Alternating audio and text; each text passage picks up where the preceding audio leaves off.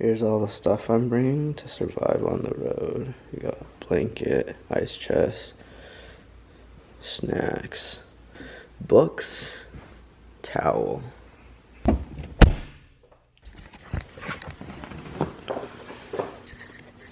Here's my setup.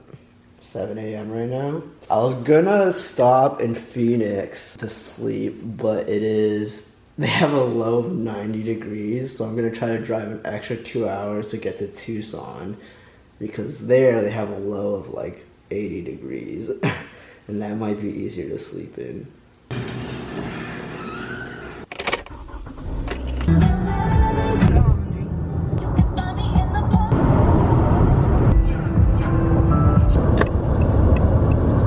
What the frick? I'm so high, Lord, please give me instruction.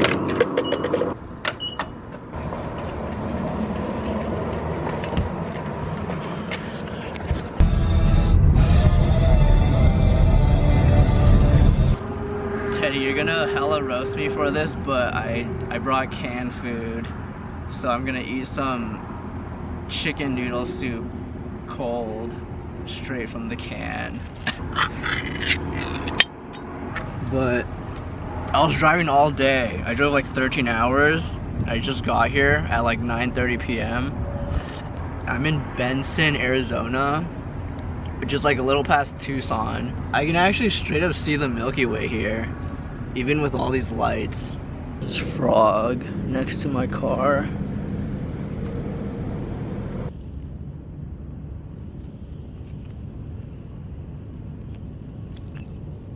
I'm gonna log the events of today, and then I'll probably go to sleep and then wake up when the sun rises. And then Marfa is 6 hours away from here, and there's a 2-hour time zone difference. 1 hour? I need to figure that out. 6:30 a.m. I slept very well, brushed my teeth. Day 2 of driving, and then we'll get to Marfa.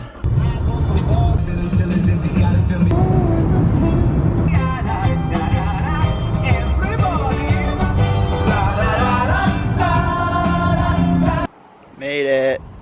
This is actually 30 minutes out from Marfa, so I'm almost there. It's like super windy. I tried flying my drone, and it was so hard for it to like make it go in that direction specifically, because the wind is blowing this way. I met this other guy. He's from Minnesota, and he's also doing road trip stuff, so he told me some of his stories and stuff. He's been to like every state capital except for Alaska and Maine, so he's like way ahead of me. But he's like lived in a lot of places. Like he's from Paris, but he's lived in like Jakarta, Hong Kong, Manila. It's cloudy, so it's like not hot, and the wind helps. There has been a bunch of lightning, which is a little scary, but yeah, it's worth the wind and the shade. It is pouring really hard in that one spot.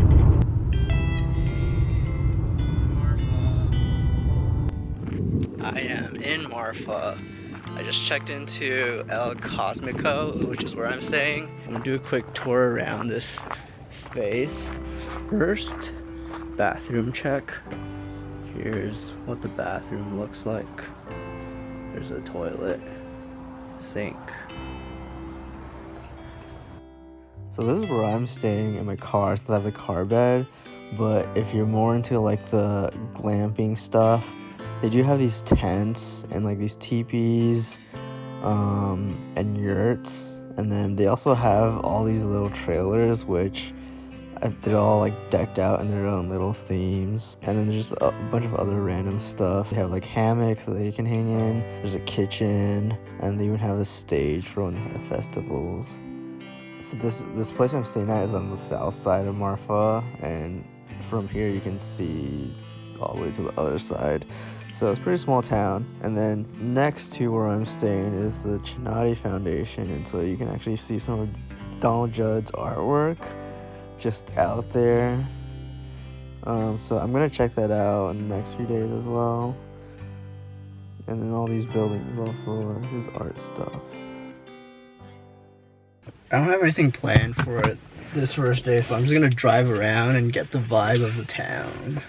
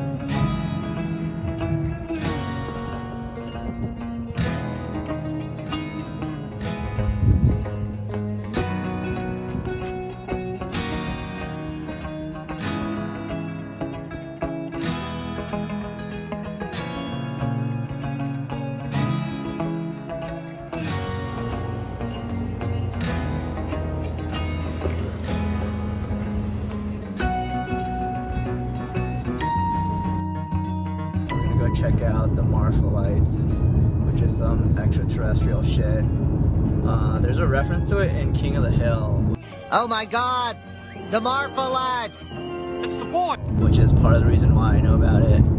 But basically there's like these orbs of light that float around in the distance. And there's like no roads or civilization, so people are like, must be aliens. I did not see any Marfa lights, but I did see a bunch of stars and a lot of lightning and one shooting star. I think we're at the tail end of the Perseids meteor shower, so it's like 8 a.m. now. I just took a shower, but I basically ran around the whole town. It was like 3 miles. I'm gonna go to the visitor center, see what's up, and then I have a tour of the Judd Foundation at 10. I don't think I can take pictures there, so I'll let you guys know what it's like. Visitor center was super clutch with free postcards, so watch out for that. They also gave me this thing, which is a matrix of everything and what day and time they're open, which is super helpful, especially in a place like this where a lot of things are not open every day.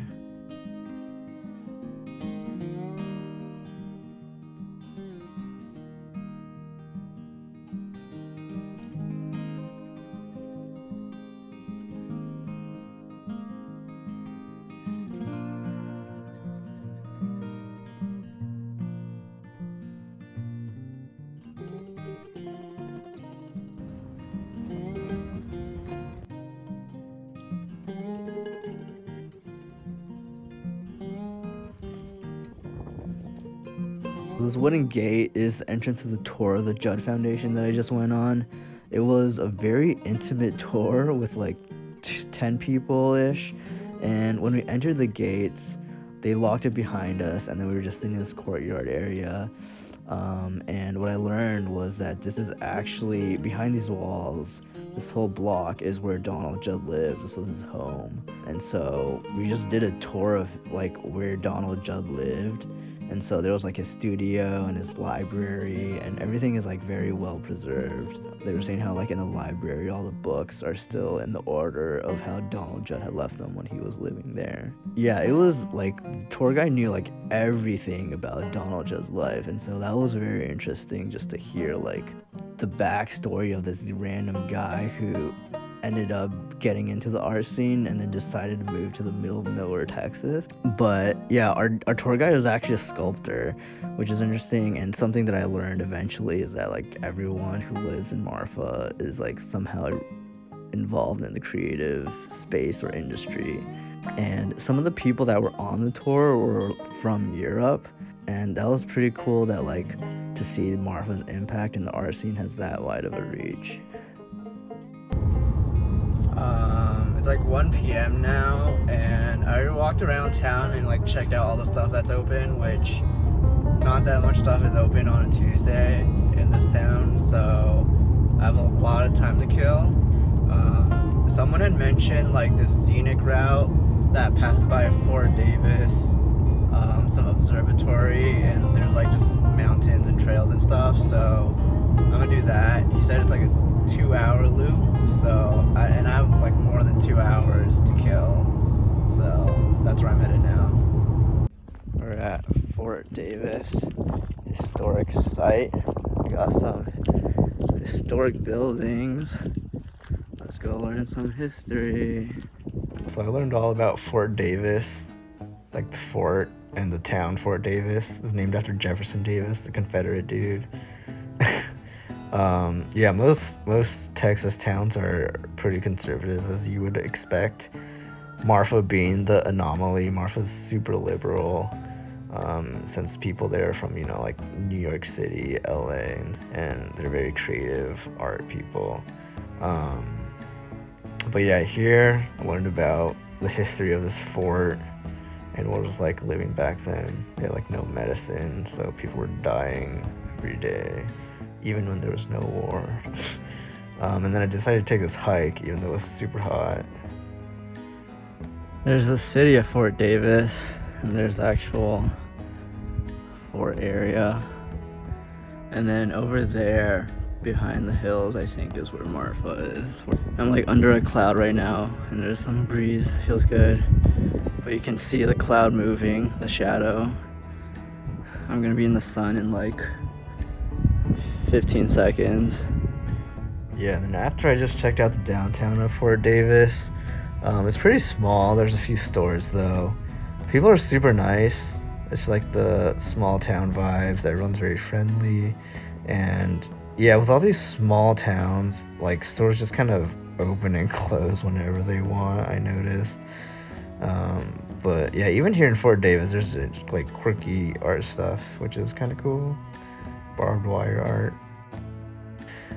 But yeah, in general, it's kind of your typical what you would expect of a small town in Texas. Oh yeah, also I upgraded my living situation. I am no longer sleeping in my car. I'm sleeping in a shipping container. I'll do a real quick tour. I'll do it in 0.5. Here's the bathroom. And then what happens when you close the door to the bathroom actually is you get exposed to all these tubes. And then here's the front door. And then you have some hangers up here, like the shape of a hand. Here's the general living area. This is looking like towards the south side. And then here we have like floor-to-ceiling windows, nice lounging area. And then they have a full kitchen, which is nice. There's a fridge, and then you can see the kitchen's lined with like the shipping container material.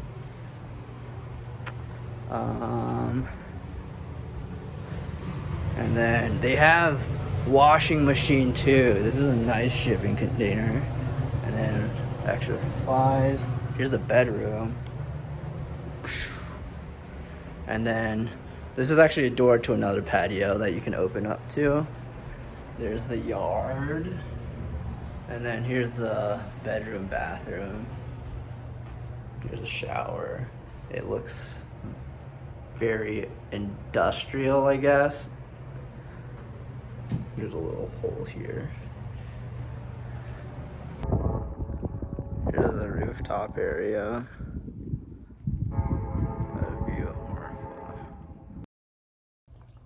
There's the visitor center. There's some artwork in all these buildings, and then there's these two big ones. And then out there is a bunch of his like concrete structures, so we're gonna walk by those. People at the front desk mentioned that like I can also come back any time of the day, any time the rest of the week to look at things, because I guess since these things are like outdoors and his other stuff in that building, the building has like these really big windows, so like depending on the time of day things might look a little different. These are basically like massive concrete tubes or boxes, like maybe 7 feet tall. There's no photography inside, but from the outside you can see there's a bunch of these metal boxes, and then he just has like slats of aluminum in different ways, splitting up the box. Very abstract, I guess, but it's very tranquil inside. Everything's super symmetrical, which is very satisfying. Here's another art gallery. It's free. Yeah, so the rest of my time, I was just checking out random galleries and stores around downtown area. It was really nice because there's like no one else here, because I just went like middle of summer when it was super hot, and it was like the middle of the week too. So that was nice because, like, you know, I was like the only person in this gallery. It was a small gallery, but still. This was like a little immersive experience. They had like pillows in the middle so you could just like lie down, and there's like some music. And then in the back they had this grave. Is this art, I guess? Yeah, I don't know. And then this place, this gallery, they were like, oh, we have a sister gallery in Denver. I was like, oh, I'm actually going to Denver in a few weeks, which I didn't check out the one there. But this was like straight up in a house, which was interesting. Like, I was just walking in different rooms, and then bam, there's a bed. I was like, okay. But I liked it was a nice vibe. That was an interesting picture. Yeah, like there's a couch there, and then when you go to the back, it's straight up a kitchen, and there's artwork in there too.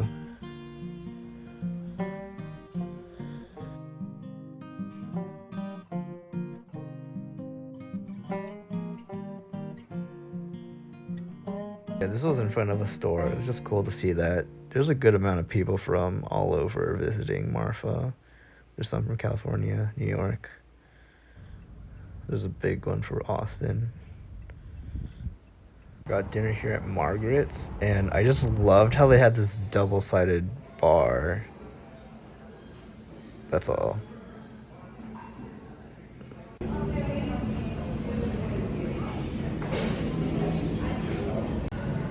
one's for you, Kathy.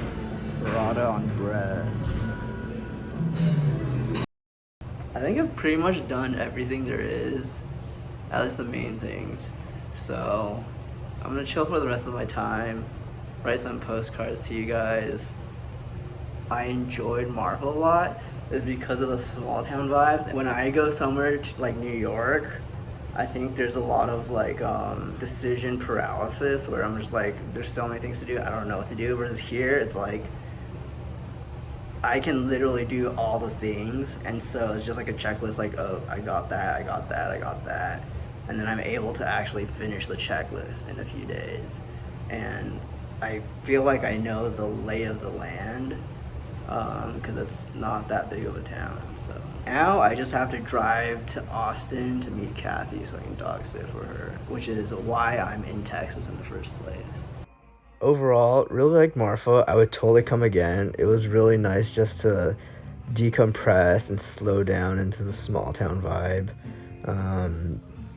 Talking to locals, everyone had interesting stories of like what they do and how they ended up in Marfa. Like I mentioned, it seems like everyone is like involved in the creative industry. Like my tour guide was a sculptor. This other person who's the owner of a store was like a film set designer, and this other guy is an interior designer. And he was saying how like he lives half the time in Marfa and half the time in Mexico City, so he does interior designing for both cities, which is kind of cool. But yeah, it seems like Marfa is somewhere that people come to kind of like get inspiration and do a little bit of their own art stuff. And so everyone here is transplants from like New York, LA, or Austin, it seems like. And no one's like staying for a super long time. I feel like most people have stayed here at like the most 5 years. No one's like a native of Marfa, except the dude at the visitor center. I don't think he's an art person. He was just straight up like grew up in Marfa and then just stayed in Marfa. But yeah, overall very cool. The vibe is just very different from like anywhere else you'd visit. I was like overhearing to someone actually who was also visiting, and his take was that Marfa feels like Brooklyn but small town, which I don't know if I agree with that, but I'll just put that out there that someone compared Marfa to New York. But yeah, like I said, would totally visit again. And yeah, just the energy was, I don't know, it was cool. Hopefully next time you guys will join me instead of watching this video. Anyway, made it to Austin. Here's Kathy's dog. And here's Kathy. She's making me salmon. And I'm actually gonna be dog sitting for her for a week, and then once she comes back from her trip, we're gonna drive to Santa Fe. And I said in exchange for inviting her on the trip that she would edit the vlog for me. And she's already finished editing the video while I'm still editing this Marfa video. So check that video out too. But yeah, that's Marfa. Cheers.